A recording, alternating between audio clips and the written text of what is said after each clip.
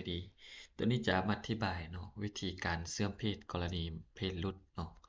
ก็คือ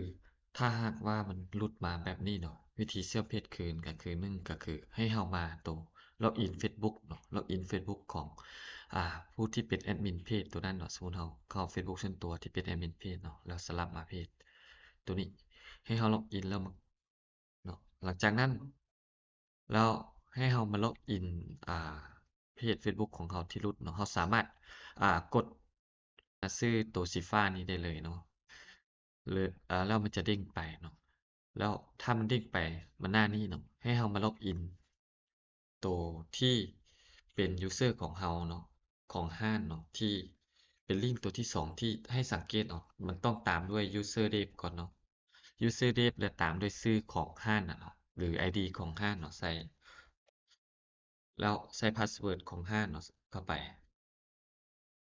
แล้วก็กดล็อกอินเมื่อฮอดหน้านี้เนาะ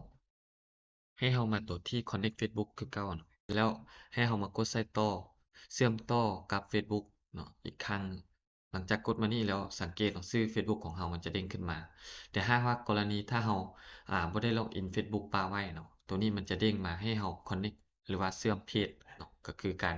ล็อกอินเฟซบุ๊กของเราเข้าไปใหม่หั่นเนาะติ๊กเสร็จตัวนี้มาฮอดหน้านี้เนาะกดดำเนินต่อแล้วมาฮอดหน้านี้ให้เรากดเบิ่งเข้าสู่ระบบเนาะให้เรากดดำเนินต่อนี่วันนี้เรามาเลือกเพจที่เราต้องการเชื่อมเนาะให้เราติ๊กตัวนี้เพจที่เราคืนนี่ที่เราเคยเชื่อมไว้ตัวนี้เนาะให้เราติ๊กตัวนี้คืนแล้วก็กดดำเนินต่อ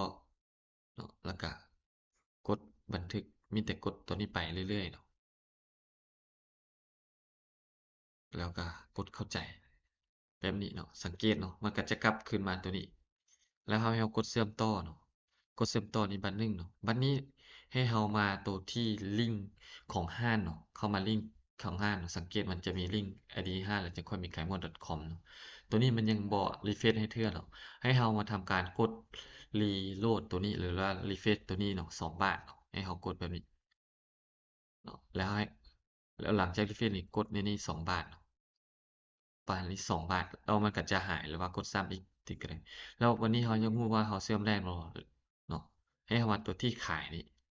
แล้วกดใส่ตัวรายการวิดีโอนี่เพื่อทดสอบเนาะถ้าเห็นรายการโพสต์ของเราขึ้นมาแบบนี้แปลว่าได้แล้วเนาะหรือว่าเราสามารถกดใส่เบิ่งแชตนี่ถ้าเห็นรายการแชตขึ้นมาเนาะ